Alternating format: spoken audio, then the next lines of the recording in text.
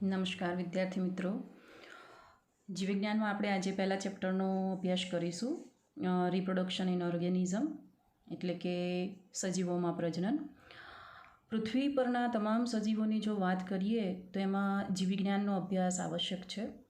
વ્યક્તિગત સજીવો જોઈએ તો પોતાનું જીવન નિર્વાહ ચલાવી અને વિવિધ તબક્કામાંથી પસાર થઈ અને મૃત્યુ પણ પામતા હોય છે. જાતિઓ લાખો વર્ષો સુધી પણ જીવી શકતી હોય છે કે જ્યાં સુધી કુદરતી કે માનવીય પ્રવૃત્તિઓ દ્વારા તેઓ લુપ્ત ન થાય. અને આ એના જીવનમાં પ્રજનન એક મહત્ત્વપૂર્ણ પ્રક્રિયા બની રહેતી હોય છે.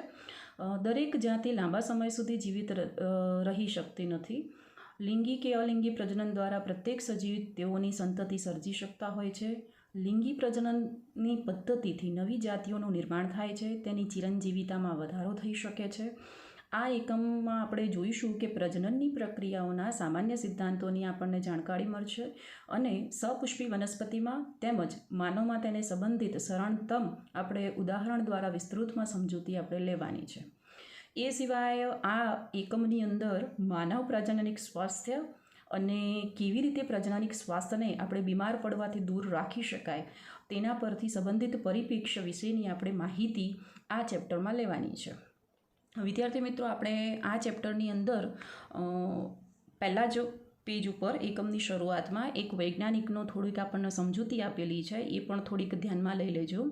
પંચાનન મહેશ્વરી નામના વૈજ્ઞાનિકનો આપણને માહિતી આપેલી છે કે જેઓ ભ્રૂણ વિદ્યાના પિતા તરીકે ઓળખાય છે અને તેમનું સારું એવું પ્રદાન છે ભ્રૂણ વિદ્યાની અંદર અને સ્પેશિયલાઇઝેશન એમાં વનસ્પતિ શાસ્ત્રની અંદર કરેલું છે કામ. એમને ભ્રૂણ વિદ્યાકીય મુદ્દાઓ પર ખરેખર એમનું બહુ જ મોટું એવું કામ છે. વર્ગીકરણ વિદ્યામાં ભ્રૂણ વિદ્યાકીય લક્ષણોનો ઉપયોગ પ્રચલિત કરેલો છે તેઓએ. અને દિલ્હી વિશ્વવિદ્યાલયમાં વનસ્પતિ વિભાગની ગર્ભવિદ્યા અને પેશી સંવર્ધનના અગત્યના કેન્દ્ર તરીકે એમને સ્થાપના પણ કરેલી છે.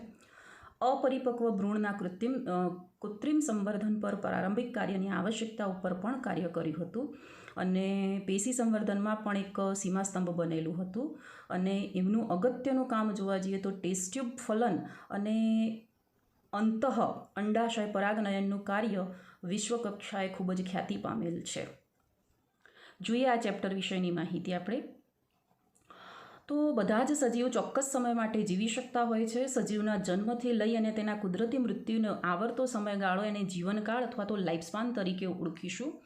આપણે અહીંયા વ્યાખ્યા કરેલી છે કે જીવનકાળ એટલે કે કોઈ પણ સજીવ જન્મે અને મૃત્યુ પામે તે સમયગાળાને આપણે જીવિતતા કે જીવનકાળ તરીકે ઓળખીશું. જીવનકાળની અંદર આપણે તબક્કા પણ પાડી શકીએ અભ્યાસની સરળતા ખાતર. જન્મ, જુવેનાઇલ તબક્કો, પ્રજનનિક તબક્કો અને વૃદ્ધતા.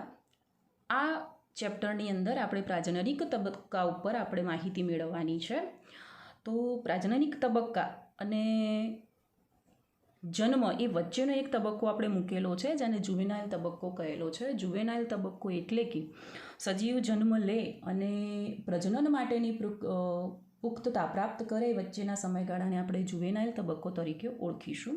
તો સૌ પ્રથમ પહેલાં આપણે પ્રજનનની વ્યાખ્યા જોઈ લઈએ કે કોઈ પણ સજીવ પોતાના જેવો જ નવો સજીવ સર્જી શકે છે તે ક્રિયાને પ્રજનન તરીકે ઓળખવામાં આવે છે. પ્રજનનના બે પ્રકારો સમજવાના છે આપણે અહીંયા, લિંગી પ્રજનન, અલિંગી પ્રજનન. અને વનસ્પતિની દૃષ્ટિએ જોવા જઈએ તો અલિંગી પ્રજનનને આપણે વાનસ્પતિક પ્રજનન તરીકે પણ ઓળખીશું. બીજું કે જુદા જુદા સજીવોનો જીવનકાળ એટલે કે લાઈફસ્પાન જુદું જુદું હોય છે. અને જો એની અંદર મુખ્યત્વે પ્રાણીઓની અંદર કાચબાનું આયુષ્ય સૌથી વધુ નોંધાયેલું જોવા મળ્યું છે. કાચબો લગભગ 100થી 150 વર્ષ સુધી જીવી શકે છે. પોપટનું આયુષ્ય પણ આપણને અહીંયા બતાવેલું છે. પક્ષીઓમાં સૌથી વધુ 140 વર્ષ સુધીનું છે. અને પતંગિયું કે જે 1 થી 2 અઠવાડિયા સુધી જ જીવી શકે છે. એટલે સજીવે એ લોકોનું આયુષ્ય બદલાતું હોય છે. પ્રજનનની આપણે વાત કરીએ તો પ્રજનન એક એવી પ્રક્રિયા છે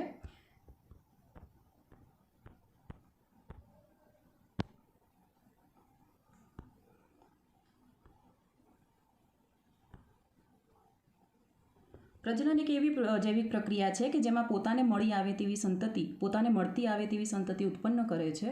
આ સંતતિ વૃદ્ધિ પામે, પુખ્ત બને અને એના બદલામાં નવી સંતતિ પણ ઉત્પન્ન કરે છે. આમ જન્મ, વૃદ્ધિ અને મૃત્યુનું ચક્ર ચાલ્યા જ કરે છે.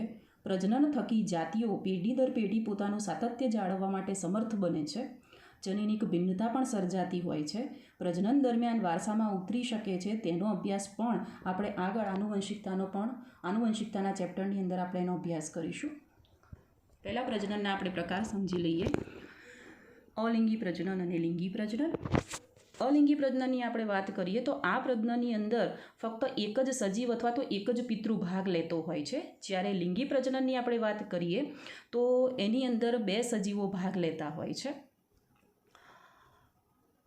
અલિંગી પ્રજનનની અંદર જન્યુઓના જોડાણની જરૂર નથી હોતી, જ્યારે લિંગી પ્રજનનની અંદર જન્યુઓનું જોડાણથી જ પ્રજનન થતું હોય છે. અલિંગી પ્રજનન થકી જે સંતતિ ઉત્પન્ન થાય છે એ આબેહૂબ પિતૃઓ જેવી જ જોવા મળે છે. લિંગી પ્રજનનની અંદર જે સંતતિ આપણને જોવા મળે છે પિતૃઓ કરતાં અલગ લક્ષણોવાળી જોવા મળે છે. લિંગી પ્રજનનમાં જો વિભાજનની આપણે વાત કરીએ તો સમભાજન અને અર્ધીકરણ એમ બંને જોવા મળશે. અલિંગી પ્રજનનની અંદર આપણે સમભાજનનો જ અભ્યાસ કરીશું. વિદ્યાર્થી મિત્રો, આપણને સમભાજન અને અર્ધીકરણ એમ બંનેનો આપણને ધોરણ 11ની અંદર બહુ ઊંડાણપૂર્વક અભ્યાસ કરેલો છે, છતાં પણ આપણે એની ચર્ચા કરી લઈએ. સમભાજન એક એવી અવસ્થા છે અથવા તો એવું વિભાજન છે કે જેમાં મૂળ પિતૃકોષની અંદર આવેલા રંગસૂત્રોની સંખ્યા નવા બાળકોષો જે સર્જાતા હોય છે એમાં સરખી જ રહેતી હોય છે. જ્યારે અર્ધીકરણની અંદર વિભાજન થાય એટલે મૂળ પિતૃ કરતાં નવા સંતતિ અથવા તો નવા સર્જાયેલા કોષની અંદર એની સંખ્યા અડધી થઈ જતી હોય છે. સૌ પ્રથમ આપણે અલિંગી પ્રજનનની ચર્ચા કરીશું. પહેલું તો સજીવ વિશ્વમાં ખૂબ જ વૈવિધ્યપણું છે. દરેક સજીવ બહુગુણિત થવા માટે અને સંતતિ ઉત્પન્ન કરવા માટે પોતાની આગવી ક્રિયાવિધિ વિકસિત કરતા હોય છે. દરેક સજીવ પ્રજનન કઈ રીતે કરે છે તેનું નિવાસસ્થાન, તેની આંતરિક દેહ ધર્મ ક્રિયા અને તેના બીજા પરિબળો પણ સામૂહિક રીતે જવાબદાર હોય છે. પ્રજનનની ક્રિયામાં 1 કે 2 સજીવો ભાગ લેતા હોય છે. તેના આધારિત 2 પ્રકાર પડે છે. જ્યારે એક જ પિતૃમાંથી જન્યુઓના નિર્માણ કે નિર્માણ થયા વગર સંતતિનું સર્જન થાય તો તેને અલિંગી પ્રજનન એટલે કે એસેક્સ્યુઅલ રિપ્રોડક્શન તરીકે ઓળખીશું. જ્યારે 2 પિતૃ એટલે કે વિરુદ્ધ જાતિના પ્રજનનની ક્રિયામાં ભાગ લેતા હોય, નર અને માદા જન્યુઓનું નિર્માણ થતું હોય, એનું જોડાણ થઈ અને નવા સજીવનું નિર્માણ થતું હોય તો તેને આપણે લિંગી પ્રજનન અથવા તો સેક્સ્યુઅલ રિપ્રોડક્શન તરીકે ઓળખીશું. તો સૌ પ્રથમ આપણે અલિંગી પ્રજનનની માહિતી મેળવીશું. એ સેક્સ્યુઅલ રિપ્રોડક્શન કહીશું. આ એવી પદ્ધતિ છે કે જેમાં એક પિતૃ સંતતિ સર્જી શકવાની ક્ષમતા ધરાવે છે. પરિણામે સર્જાતી નવી સંતતિ એકબીજાના જેવી જ નહીં પરંતુ તેઓના પિતૃઓની આબેહૂબ પ્રતિકૃતિ હોય છે કે જેને આપણે જનીનિક પ્રતિકૃતિ અથવા તો ક્લોન તરીકે ઓળખીશું. એટલે જો જનીનિક પ્રતિકૃતિ અથવા તો ક્લોનની વ્યાખ્યા કરવી હોય તો આ રીતે કરી શકાય કે બાહ્યાકાર અને જનીનિક રીતે સમાન સજીવો માટે એક આ શબ્દ વપરાતો હોય છે. બાહ્યાકાર દ્રષ્ટિએ પણ એ સજીવ સરખો દેખાતો હોય અને જનીનિક દ્રષ્ટિએ પણ એ સજીવ સરખો દેખાતો હોય, જેને આપણે ક્લોન તરીકે ઓળખીશું. હવે અલિંગી પ્રજનનને આપણે પ્રકારની વાત કરી લઈએ. તો જુઓ વિદ્યાર્થી મિત્રો, આકૃતિની અંદર માત્ર થોડીક ચર્ચા આપણે આકૃતિ બતાવેલી છે, અમીબાની બતાવેલી છે, ને આ તરફ તમે જુદા જુદા સજીવો જોઈ શકો છો. સૌ પ્રથમ આ આકૃતિ જે છે અળસિયાની બતાવેલી છે. અળસિયાનો આપણે અભ્યાસ કરેલો છે. એ દ્વિલિંગી પ્રાણી છે, છતાં પણ એમાં પરફલન અને લિંગી પ્રજનન જોવા મળે છે. બાજુમાં જે આકૃતિ છે એ વંદાની છે અને વંદાની અંદર તમે જોઈ શકો છો નર વંદો, માદા વંદો બંને જુદા જુદા છે અને જન્યુઓનું નિર્માણ પણ એ રીતે થતું હોય છે અને ફલન પણ થતું હોય છે. આ તરફ તમને કારા નામની લીલનો ફોટોગ્રાફ આપેલો છે. કારા નામની લીલની અંદર પણ તમને બતાવેલું છે પુંજન્યુધાની અને સ્ત્રીજન્યુધાની એટલે કે અંડધાની જુદી જુદી રીતે ઉત્પન્ન થાય છે, જન્યુઓ નિર્માણ થાય છે અને લિંગી પ્રજનન શક્ય બનતું હોય છે. એની નીચે તમે જોઈ શકો છો આ દ્વિઅંગી વનસ્પતિ બતાવી છે જેનું નામ માર્કેન્શિયા છે. એમાં નર સુકાય અને માદા સુકાય બંને જુદું જુદું છે. માદા સુકાયની અંદર તમે જુઓ સ્ત્રીજન્યુધાની ધર ઉત્પન્ન થયેલો છે, જ્યારે નર સુકાયની અંદર પુંજન્યુધાની ધર પેદા થાય છે. જેમાં અનુક્રમે નરજન્યુ અને માદાજન્યુની ઉત્પત્તિ થઈ, ફલનની ક્રિયા થઈ અને નવું માર્કેન્શિયા અસ્તિત્વમાં આવતું હોય છે. અને સૌથી નીચે આપણને પુષ્પની રચના બતાવેલી છે અને એની અંદર નર પ્રજનન અવયવ અને માદા પ્રજનન અવયવ એટલે કે સ્ત્રીકેસર અને પુંકેસરની રચના બતાવેલી છે. તો આ આખો ચાર્ટ જે છે લિંગી પ્રજનનના અનુસંધાને આપણે એનો અભ્યાસ કર્યો. જ્યારે બાજુમાં જે છે એ અમીબાની અંદર દ્વિભાજન દર્શાવતો ચાર્ટનો આપણે અભ્યાસ કર્યો. હવે જોઈ લઈએ લિંગી પ્રજનનના મુખ્ય પ્રકારો. તો લિંગી પ્રજનનમાં સૌ પ્રથમ આપણે જોઈએ ભાજન. અને ભાજનની અંદર આપણે 3 જુદા જુદા જો અભ્યાસ કરવો હોય તો એમાં 3 પ્રકારે આપણે જોઈ શકીએ છીએ: સરળ ભાજન, અનુપ્રસ્થ અને આયામ વિભાજન. બીજો મુદ્દો છે કલિકા સર્જન. કલિકા સર્જનની અંદર પણ આપણે અભ્યાસ કરવાનો છે અંતઃકલિકા સર્જન અને બાહ્ય કલિકા સર્જન. ત્રીજો જે મુદ્દો છે કોષ્ઠન છે. અને કોષ્ઠનની અંદર જેને બહુભાજન પણ આપણે કહી શકીએ એનો અભ્યાસ કરી શકીએ છીએ. ત્રીજો તબક્કો અથવા તો ત્રીજો એનો પ્રકાર પડે છે બીજાણુ નિર્માણ. એના પછી અવખંડન જેને ફ્રેગમેન્ટેશન, અને ચોથો મુદ્દો છે વેજીટેટિવ પ્રોપેગેશન. આ બધા જ અલિંગી પ્રજનનના પ્રકારો પડે છે. તો આપણે અનુક્રમે ભાજન, કલિકા સર્જન, કોષ્ઠન, બીજાણુ નિર્માણ, અવખંડન અને વાનસ્પતિક પ્રજનનનો અભ્યાસ કરીએ. જુદા જુદા સજીવોમાં વ્યાપક રીતે જોવા મળતું અલિંગી પ્રજનન કેવી રીતે થાય છે એના વિશે માહિતી મેળવીએ. અલિંગી પ્રજનન એકકોષીય સજીવોમાં સામાન્ય છે અને સરળ કક્ષાનું આયોજન ધરાવતી વનસ્પતિઓ તેમજ પ્રાણીઓમાં સામાન્ય છે. પ્રોટિસ્ટા અને મોનેરાની અંદર માં આવતા સજીવો કે જે પિતૃકોષના સમવિભાજનથી વિભાજન પામીને કોષોનું સર્જન કરે છે, જે નવા સજીવ તરીકે વર્તે છે. આકૃતિમાં આપણે જોઈ શકીએ છીએ આ સજીવોમાં કોષ વિભાજન પોતે પ્રજનનનો પ્રકાર છે. અને ઘણા એકકોષી સજીવો દ્વિભાજન દ્વારા પ્રજનન કરે છે કે જેમાં કોષ 2 અડધા ભાગમાં વિભાજિત થઈ અને દરેક ભાગ ઝડપી વૃદ્ધિ પામી પુખ્ત બનતો હોય છે. દાખલા તરીકે અમીબા અને પેરામિશિયમ. ઈસ્ટની અંદર જોવા જઈએ તો વિભાજન અસમાન પ્રકારનું હોય છે અને નાની નાની કલિકાઓ બર્ડ્સ તરીકે ઓળખાતી રચનાનું સર્જન કરે છે, જે પ્રારંભમાં પિતૃકોષ સાથે જ જોડાયેલી હોય છે. અને આ કલિકાઓ છેવટે છૂટી પડી એટલે કે પિતૃદેહથી છૂટી પડી અને નવા સજીવ કોષ તરીકે, નવી ઈસ્ટ તરીકે પુખ્ત બનતી હોય છે. વિદ્યાર્થી મિત્રો, આપણે જરા પ્રોટિસ્ટા અને મોનેરાનું માહિતી મેળવી લઈએ. આપણે વિટેકરના વર્ગીકરણ પ્રમાણે જોયું હતું કે મોનેરા એ સૌથી પહેલો સજીવ સૃષ્ટિનો સમુદાય અથવા તો એનો વર્ગક છે કે જેની અંદર આદિકોષ કેન્દ્રી અને એકકોષી હોય એવા સજીવોનો આપણે સમાવેશ કર્યો છે. બધા જ આદિકોષ કેન્દ્રી સજીવો મોનેરાની અંદર સમાવિષ્ટ થાય છે. જ્યારે પ્રોટિસ્ટાની અંદર આપણે જોઈએ તો બધા જ એકકોષી અને સુકોષ કેન્દ્રીય સજીવોનો એમાં સમાવેશ થશે. બીજી એક રચના આપણે જોઈ લઈએ અમીબાની અંદર કે અમીબા જેવો સજીવ આપણે આ આકૃતિની અંદર પણ જોઈ શકીએ છીએ. અલિંગી પ્રજનનની જ આ બધી આકૃતિઓ છે. પ્રતિકૂળ સંજોગોમાં અમીબા પોતાના ખોટા પગને પાછા ખેંચી લે છે અને પોતાની આસપાસ એક મજબૂત ત્રિસ્તરીય આવરણ કે કોષ્ઠની રચનાનો સ્ત્રાવ કરે છે. આ પ્રક્રિયાને આપણે કોષ્ઠન તરીકે ઓળખીશું. જ્યારે અનુકૂળ પરિસ્થિતિ પ્રાપ્ત થાય એટલે કોષ્ઠન પામેલા અમીબા બહુભાજન પામે છે અને ઘણા સૂક્ષ્મ અમીબા કે કૂટપાદીય બીજાણુઓ સર્જે છે. કોષ્ઠની દિવાલ તૂટી જાય અને બીજાણુ આસપાસના માધ્યમમાં મુક્ત થઈ અમીબા તરીકે વૃદ્ધિ પામતા હોય છે. આ ક્રિયાને બીજાણુ સર્જન અથવા તો સ્પોરુલેશન તરીકે ઓળખીશું. હવે જોઈએ ફૂગ સૃષ્ટિના સભ્યો અને લીલ જેવી સરળ વનસ્પતિની અંદર વિશિષ્ટ અલિંગી પ્રજનનને પ્રેરતી રચનાઓ દ્વારા પ્રજનન કરે છે. આ રચનાઓ પૈકી ચલ બીજાણુઓ એટલે કે ઝૂસ્પોર સર્વસામાન્ય છે, જે માઇક્રોસ્કોપિક ચલિત રચના છે, સૂક્ષ્મદર્શી રચના છે. નરી આંખે આપણે જોઈ શકતા નથી, માઇક્રોસ્કોપનો ઉપયોગ કરવો પડે.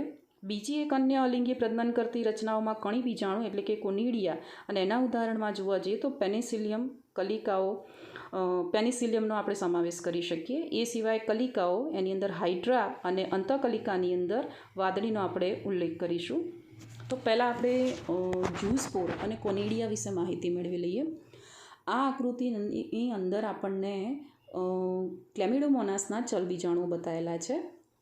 અને ક્લેમિડોમોનાસ જે છે એ એક કોષીય લીલ છે, જેની અંદર તમે જોઈ શકો છો 2 કશાઓ આવેલી છે અને કશાઓ દ્વારા એ પાણીની અંદર ચલાયમાન પરિસ્થિતિ એટલે કે એક જગ્યાએથી બીજી જગ્યાએ જઈ અને નવી લીલનું નિર્માણ કરતા હોય છે. બીજાણુઓ પાસે જો કશા હાજર હોય તો એવા બીજાણુઓને આપણે ચલ બીજાણુ અથવા તો જૂસપોર તરીકે ઓળખીશું. આ બાજુ જે આપણને આકૃતિ બતાવેલી છે, આ જે છે પેનિસિલિયમ નામની ફૂગ છે અને આ ફૂગની ઉપર તમે જોઈ શકો છો નાના નાના ગોળાકાર તમને કણી બીજાણુઓ દર્શાવેલા છે. આ કણી બીજાણુઓ પાસે કશા અથવા તો પક્ષમ જેવી કોઈ રચના હોતી નથી કે જેના થકી એ એક જગ્યાએથી બીજી જગ્યાએ જઈ શકે એવી કોઈ રચના હાજર હોતી નથી. એટલે આપણે એને અચલ બીજાણુઓ અથવા તો કણી બીજાણુઓ તરીકે ઓળખીશું, કોનિડિયા તરીકે ઓળખીશું. બીજો એક પ્રકાર આપણે જોયો કલિકા સર્જનનો. આ પ્રાણી જે છે હાઇડ્રા, જેને આપણે જાણીએ છીએ જળવ્યાળ તરીકે પણ ઓળખીએ છીએ. હાઇડ્રાની અંદર જોવા જઈએ તો આ કલિકા સર્જન આપણને બતાવ્યું છે. હાઇડ્રાના પિતૃદેહ પર એક નાનો પ્રવર્ત સર્જાય છે. આ પ્રવર્ત ક્રમશઃ સમય જતાં મોટો થાય છે અને પછી પિતૃદેહથી છૂટો પડી નવું આખું બાળ પ્રાણીની રચના કરે છે. આને કલિકા સર્જન કહેવાય. હાઇડ્રાની અંદર આવી કલિકા શરીરના બાહ્ય ભાગમાં સર્જાતી હોવાના લીધે આપણે એને બાહ્ય કલિકા સર્જન તરીકે ઓળખીશું.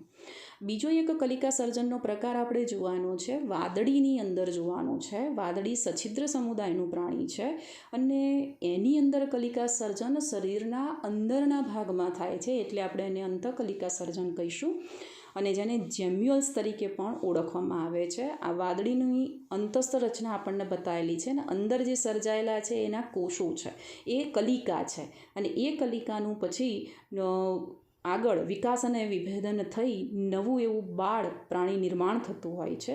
એટલે વિદ્યાર્થી મિત્રો, પહેલાં જે છે આકૃતિની અંદર આપણે જોયા ક્લેમિડોમોનાસના ચલ બીજાણુઓ, પેનિસિલિયમના અચલ બીજાણુઓ, હાઇડ્રાની અંદર બાહ્ય કલિકા સર્જન, જ્યારે વાદળીની અંદર અંતઃકલિકા સર્જન.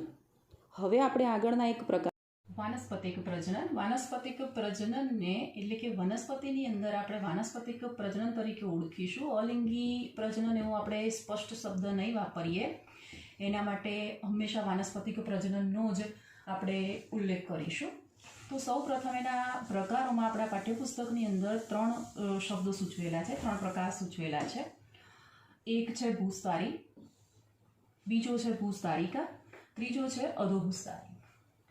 ત્રણેય વચ્ચે તફાવત કેટલો છે એ જોઈ લઈએ. કોને ભૂસ્તારી તરીકે ઓળખવામાં આવે છે, કોને ભૂસ્તારિકા તરીકે ઓળખવામાં આવે છે અને કોને અધોભૂસ્તારી તરીકે ઓળખવામાં આવે છે. તો સૌ પ્રથમ ભૂસ્તારીની રચના આપણે જોઈ લઈએ કે જે દુર્વા, બ્રાહ્મી અને અબુટી જેવી વનસ્પતિની અંદર આપણને જોવા મળે છે. તો ભૂસ્તારીની રચનાની અંદર આપણે જોવા જઈએ તો જમીનની અંદર અથવા તો જમીનના લેવલે જે દુર્વા ઘાસનો જ આપણે ઉલ્લેખ કરીએ હાલ, કે આ રીતે જમીનની સમક્ષિતિજ દિશામાં અને એ જ છોડની એવી શાખા કે જમીનની બિલકુલ નજીકમાં હોય, એ શાખા આગળ વધી અને જમીનના સંપર્કમાં આવી અને બીજી જગ્યાએ એનું અસ્થાનિક મૂળ પેદા કરે છે અને આખો નવો એક છોડ તૈયાર કરે છે. આને આપણે ભૂસ્તારી તરીકે ઓળખીશું, એ પ્રકારે વાનસ્પતિક પ્રજનન કહીશું. આની અંદરથી જે નવા છોડનું નિર્માણ કરનારી જે શાખા છે એ શાખા પ્રમાણમાં લાંબી અને પાતળી હોય છે, એટલે આપણે એને ભૂસ્તારી તરીકે ઓળખીશું. એ જ રીતે ભૂસ્તારિકાની અંદર આપણે વાત કરીએ તો ભૂસ્તારિકા જે છે આપણને જળ શૃંખલા નામની વનસ્પતિમાં જોવા મળે છે. જળ શૃંખલાની અંદર જોવા જઈએ તો જે પણ મુખ્ય પિતૃદેહ છે એ પિતૃદેહની અંદરથી જ જમીનની નજીક આવેલી એક શાખા એ જમીનના સંપર્કમાં આવી અને અન્ય જગ્યાએ બીજો એક છોડ નવો તૈયાર કરે છે. અને આ જે શાખા છે કે નવા છોડ માટે ઉત્પન્ન થવાની ક્ષમતા ધરાવનારી જે શાખા છે એ શાખા પ્રમાણમાં ટૂંકી અને જાડી હોય છે, એટલે આપણે એને ભૂસ્તારિકા તરીકે ઓળખીશું.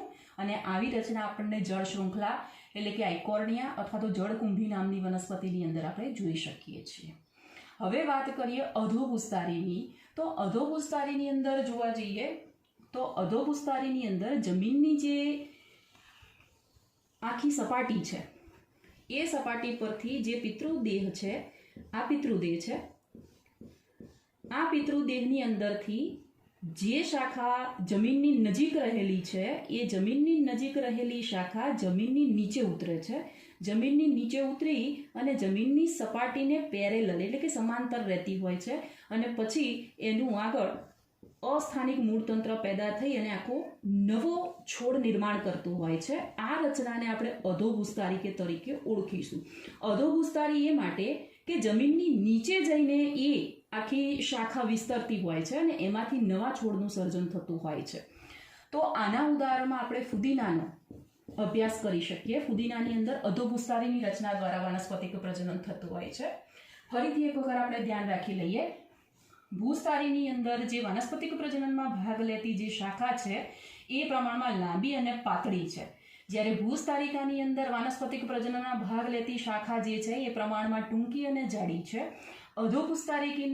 અધોભૂસ્તારિકાની અંદર જે વાનસ્પતિક પ્રજનનમાં ભાગ લેતી જે શાખા છે એ જમીનની નીચે જઈ અને સમક્ષિતિજ દિશામાં આગળ વધી નવા છોડનું નિર્માણ કરે છે, જેને આપણે અધો એટલે કે જમીનની નીચે જાય છે એટલે આપણે એને અધોભૂસ્તારી તરીકે ઓળખીએ છીએ. ભૂસ્તારીની અંદર દુર્વા, બ્રાહ્મી અને અબુટી આપણે ધ્યાનમાં રાખીશું. ભૂસ્તારિકાની અંદર આપણે જલ શૃંખલા, જળકુંભી, આઇકોર્નિયા એવી જલજ વનસ્પતિનો એની અંદર સમાવેશ થશે. અધોભૂસ્તારીની અંદર આપણે ફુદીનાનો યાદ રાખીશું. બીજી એક રચના છે જે આપણે પાઠ્યપુસ્તકમાં નથી આપી, એનું નામ છે વિરોહ. એ પણ વાનસ્પતિક પ્રજનનની અંદર જ આવતી હોય છે એ રચના. એનો પણ આપણે અભ્યાસ કરી લઈએ કે વિરોહ કોને કહેવાય. જમીનની સપાટીથી આ ઉગેલી એક વનસ્પતિ છે. હંસરાજ જેવી વનસ્પતિની અંદર આપણને જોવા મળે છે. આપણે જાણીએ છીએ કે હંસરાજ એ ત્રિઅંગી વનસ્પતિ છે. હંસરાજની અંદર જે પિતૃદેહ અથવા તો પિતૃ વનસ્પતિ છે એની અંદર પ્રકાંડના તલભાગેથી અથવા તો જમીનના નીચેના ભાગમાં રહેલી જે શાખા છે એ ત્રાંસી અને કમાન આકારે આમ ઉપસી અને પછી જમીનના સંપર્કમાં આવે છે. આ જે શાખા જે છે એને જ આપણે વિરોહ તરીકે ઓળખીએ છીએ. જ્યારે આ શાખા જમીનના સંપર્કમાં આવશે એટલે એની અંદરથી અસ્થાનિક મૂળ સર્જન પ્રેરાશે અને એમાંથી આખો નવો હંસરાજનો છોડ તૈયાર થશે, જેને આપણે વાનસ્પતિક પ્રજનન તરીકે ઓળખીશું. આ રચનાને વિરોહ તરીકે ઓળખવામાં આવે, જે માત્ર હંસરાજની અંદર જોવા મળે છે. વાનસ્પતિક પ્રજનનમાં આગળ જોઈએ. બટાટાની અંદર જોવા મળતું વાનસ્પતિક પ્રજનન, જેને ગ્રંથિલ તરીકે ઓળખીએ છીએ આપણે. બીજું જોવા મળે છે આપણને આદુની અંદર, જેને આપણે ગાંઠામૂળી તરીકે ઓળખીએ છીએ. ત્રીજી એક વનસ્પતિ છે જેનું નામ છે રામબાણ. રામબાણની અંદર પ્રકલિકા તરીકે ઓળખાતા ભાગની અંદરથી એટલે કે પુષ્પકલિકાની અંદરથી નવા છોડનું નિર્માણ થતું હોય છે. બીજી એક અન્ય વનસ્પતિ છે જેનું નામ છે પાનફૂટી, કે જે વનસ્પતિના પર્ણના ભાગમાંથી નવા છોડનું અથવા તો નવા દેહનું નિર્માણ થતું હોય છે. અને આ જે છેલ્લી આકૃતિ બતાવી છે, આગળ આપણે અભ્યાસ કર્યો એ પ્રમાણે ભૂસ્તારિકા નામની રચના છે અને આ વનસ્પતિનું નામ છે જલ શૃંખલા આઇકોર્નિયા છે, જેની અંદર ભૂસ્તારિકા નામની રચના જોવા મળે છે. તો સૌ પ્રથમ આપણે આ વાનસ્પતિક પ્રસર્જકોની અંદર જોઈએ કે એમાં વનસ્પતિની અંદર વાનસ્પતિક પ્રજનનની રચનાઓ ભૂસ્તારી, ગાંઠામૂળી, અધોભૂસ્તારી, ગ્રંથિલ, ભૂસ્તારિકા, કંદ વગેરે નવી સંતતિ સર્જવાની ક્ષમતા ધરાવે છે. આ રચનાને વાનસ્પતિક પ્રસર્જકો એટલે કે વેજીટેટિવ પ્રોપેગેટ્સ તરીકે ઓળખવામાં આવે છે. અને આ રચનાની અંદર અથવા તો આ જે સર્જન થાય છે નવી વનસ્પતિમાં, એમાં બે પિતૃઓ ભાગ લેતા નથી. એટલે આ બધી જ સમાવિષ્ટ પ્રક્રિયા અલિંગી જ છે. પણ વનસ્પતિની અંદર આપણે અલિંગી શબ્દ એવો નહીં ઉપયોગ કરીએ, એના બદલે આપણે વાનસ્પતિક પ્રજનન તરીકે ઓળખીશું એને. તો બટાટાની અંદર આપણે જોઈ લઈએ કે બટાટાની અંદર તમે જોઈ શકો છો આ નાની નાની, જેને આપણે સાદી ભાષામાં આંખ તરીકે ઓળખીએ છીએ, આ અંકુરિત કલિકાઓ છે. અને આ જે વનસ્પતિનો ભાગ છે એ વાસ્તવમાં કક્ષકલિકા છે. અને આ જ કક્ષકલિકાની અંદરથી નવી જે કલિકાઓ ઉત્પન્ન થઈ છે એના દ્વારા નવા આખા વનસ્પતિ દેહનું નિર્માણ થશે. ગાંઠામૂળીની અંદર વાત કરીએ તો આદુ અને હળદર નામની વનસ્પતિની અંદર આ રચનાઓ આપણે જોઈ શકીએ છીએ. ગાંઠો અને આંતરગાંઠના ભાગ જોઈ શકો છો તમે. નીચેથી જે મૂલાંગો આગંતુક મૂળ તરીકે ઓળખાવેલી રચના આપણે જોઈ શકીએ છીએ, મૂલાંગ તરીકે ઓળખી શકીએ આપણે. અને આ જે કલિકાઓ દર્શાવેલી છે, કલિકાઓ દ્વારા જ નવા આખા દેહનું સર્જન થઈ શકતું હોય છે. એટલે આપણે એને ગાંઠામૂળી તરીકે ઓળખીશું. આ જે ભાગ છે આ પ્રકાંડ દ્વારા વાનસ્પતિક પ્રજનન છે. બટાટાની અંદર પણ જોવા મળતું જે પ્રજનન છે એ પ્રકાંડ દ્વારા જ થતું હોય છે. રામબાણની અંદર જોવા જઈએ તો પ્રકલિકા એક શબ્દ છે. પ્રકલિકા એટલે શું એ સમજી લઈએ. કોઈ પણ વનસ્પતિની અંદર જો વાનસ્પતિક પ્રજનનમાં પુષ્પકલિકા ભાગ લેતી હોય, એટલે કે પુષ્પકલિકા માંસલ બની, દળદાર બની અને નવા છોડનું સર્જન કરવા ક્ષમતા ધરાવતી હોય તો એ રચનાને આપણે પ્રકલિકા તરીકે ઓળખીશું. અને આ રામબાણની પ્રકલિકા છે એ વનસ્પતિ જે ક્યારેય પુષ્પમાં પરિણમતી નથી, પરંતુ એ ખોરાક સંગ્રહ કરી માંસલ બની, દળદાર બની અને પિતૃદેહથી છૂટી પડી અને સીધી ધરીએ જમીનના સંપર્કમાં આવી નવા છોડના નિર્માણ માટે જવાબદાર છે. બીજી જે એક આકૃતિ આપણે ફોટોગ્રાફ જોઈ શકીએ છીએ, આ પાનફૂટીનું છે. પાનફૂટી, જેને આપણે બ્રાયોફાઇલમ તરીકે પણ ઓળખી શકીએ, એનું વૈજ્ઞાનિક નામ છે. પાનફૂટીના પર્ણની અંદર તમે જોઈ શકો છો પર્ણ કિનારી જે છે ખાંચાવાળી છે, અને આ જે ખાંચા છે એ જ જગ્યાએ નવી આગંતુક કલિકાઓ જે આપણને અહીંયા દર્શાવેલી છે એ આગંતુક કલિકાઓ દ્વારા નવા છોડનું સર્જન થાય છે. તો આ વનસ્પતિના વિવિધ ભાગ છે કે જેના દ્વારા વાનસ્પતિક પ્રજનન થઈ શકે છે. આ ઉચ્ચ કક્ષાની વનસ્પતિની આપણે ચર્ચા કરી. વાનસ્પતિક પ્રજનનમાં આપણે એક મુદ્દો જોઈ લઈએ, છેલ્લો એવો અવખંડનનો, ફ્રેગમેન્ટેશન તરીકે ઓળખવામાં આવે છે. ફ્રેગમેન્ટેશન એટલે શું એ આપણે જોઈ લઈએ. કેટલાક સજીવોમાં સજીવ દેહ અલગ ભાગો કે ટુકડાઓમાં તૂટીને વિભાજિત થાય અને દરેક ટુકડો પુખ્ત પ્રાણીમાં અથવા તો પુખ્ત સજીવમાં ફેરવાતો હોય છે. અને આ ટુકડો જે છે એ સંતતિ સર્જવાની ક્ષમતા ધરાવે છે, જેને આપણે અવખંડનની પ્રક્રિયા કહીશું. અને એના ઉદાહરણમાં હાઇડ્રા નો સમાવેશ થાય છે. હાઇડ્રા સિવાય આપણે એક પ્રાણી જાણીએ છીએ જેનું નામ છે પ્લેનેરિયા. પ્લેનેરિયાની અંદર પુનઃસર્જન ક્ષમતા તરીકે આપણે નીચલા ધોરણમાં અભ્યાસ કરેલો છે. અને પ્લેનેરિયાની અંદર આપણે જોઈએ તો એના દેહના આકસ્મિક જેટલા પણ ટુકડા થાય એ દરેક ટુકડામાંથી આખો નવો સજીવ સર્જી શકવાની ક્ષમતા ધરાવે છે, જેને અવખંડન તરીકે ઓળખવામાં આવે છે. આ આપણે પ્રાણીઓની વાત કરી. કેટલીક નીચલી કક્ષાની વનસ્પતિની અંદર પણ અવખંડનનું આવી પ્રક્રિયા જોવા મળે છે. અવખંડન દ્વારા પ્રજનન થતું જોવા મળે છે. તો એમાં ફૂગ અને લીલનો સમાવેશ થાય છે. સ્પાયરોગાયરા જેવી લીલ કેટલીક એવી જોવા મળે છે કે જે લીલના તંતુઓના આકસ્મિક ટુકડા થાય છે અને દરેક ટુકડો નવી લીલના સર્જન માટે જવાબદાર હોય છે, જેને આપણે ફ્રેગમેન્ટેશનની પ્રક્રિયા કહીશું. તો આજે આપણે અલિંગી પ્રજનનના પ્રકારો પૂર્ણ કર્યા, જેમાં ક્રમશઃ ભાજનની અંદર ધ્યાન રાખવાનું, મોટા ભાગના મોનેરા અને પ્રોટિસ્ટા ની અંદર આવતા સજીવોનો સમાવેશ થશે. અને ઉદાહરણ તરીકે અમીબા, પેરામિશિયમ, યુગ્લિના, વોર્ટિસેલા એનો સમાવેશ થશે. કલિકા સર્જનની અંદર આપણે પ્રાણીઓના નામ યાદ રાખી લઈએ. આપણે ઈસ્ટની અંદર કલિકા સર્જન થાય છે, જે ફૂગ છે. બીજું કલિકા સર્જન આપણે જોયું હાઇડ્રાની અંદર, કે જેમાં બાહ્ય કલિકા સર્જન છે. અને ત્રીજું એક ઉદાહરણ જોયું વાદળીની અંદર, જે બાહ્ય કલિકા સર્જન છે. કોષ્ઠનની પ્રક્રિયા જે છે આપણને અમીબામાં આપણે ચર્ચા કરી, પણ અમીબા સિવાય પ્લાઝ્મોડિયમમાં પણ જોવા મળે છે કોષ્ઠનની પ્રક્રિયા. વિદ્યાર્થી મિત્રો, આપણે થોડું એ પણ ધ્યાનમાં રાખીશું કે કોષ્ઠન જે છે એ હંમેશા પ્રતિકૂળ સંજોગોમાં જ થશે. અનુકૂળ સંજોગોમાં પ્રાણી કોષ્ઠનની પ્રક્રિયા કરતું નથી. અમીબા જેવા પ્રાણીની અંદર જ્યારે એવો ખ્યાલ આવે કે હવે પાણી અથવા તો ભેજનું પ્રમાણ ઓછું થઈ રહ્યું છે, તો અમીબા જે છે એ પોતાની આસપાસ આવું મજબૂત આવરણ બનાવી લે છે, જેને કોષ્ઠન કહેવાય. અને જ્યારે પણ અનુકૂળ સંજોગો આવશે એટલે આ કોષ્ઠન ફાટી જાય છે, અને એ કોષ્ઠ ફાટતા નવા જે બીજાણુઓનું નિર્માણ થાય છે, જેને આપણે કહીશું કે કોષ્ઠ ફાટે છે, અને જે બીજાણુઓ નીકળે છે એના થકી નવો અમીબાનો દેહ તૈયાર થાય છે. સ્પોરુલેશન પણ આપણે જોયું. સ્પોરુલેશન એટલે બીજાણુ સર્જન આપણે જોયા, જેની અંદર ફૂગ અને લીલનો આપણે અભ્યાસ કર્યો. અને એની અંદર આપણે પેનિસિલિયમ નામની ફૂગ અને બીજી આપણે એક લીલ જેનું નામ છે આપણે કયું પેનિસિલિયમની અંદર, અને ક્લેમિડોમોનાસની અંદર આપણે ચર્ચા કરી. ક્લેમિડોમોનાસમાં ચલ બીજાણુ અને પેનિસિલિયમની અંદર અચલ બીજાણુ અથવા તો કણી બીજાણુ કયા, એ બીજાણુ નિર્માણના તબક્કાની અંદર આવશે. ફ્રેગમેન્ટેશનની અંદર આપણે હાઇડ્રા અને પ્લેનેરિયાનો અભ્યાસ કર્યો. આકસ્મિક ટુકડા થાય છે જેની અંદર, અને દરેક ટુકડો નવા પ્રાણીને સર્જન કરવા માટે સક્ષમ હોય છે. અને છેલ્લો મુદ્દો આપણે વાનસ્પતિક પ્રજનનનો જોયો. વાનસ્પતિક પ્રજનન અથવા તો પ્રોપેગેશન જે છે એ આપણે ઉચ્ચ કક્ષાની વનસ્પતિમાં અભ્યાસ કર્યો, કે જેની અંદર ભૂસ્તારિકા, અધોભૂસ્તારી, વિરોહ એવી રચનાઓનો અભ્યાસ કર્યો.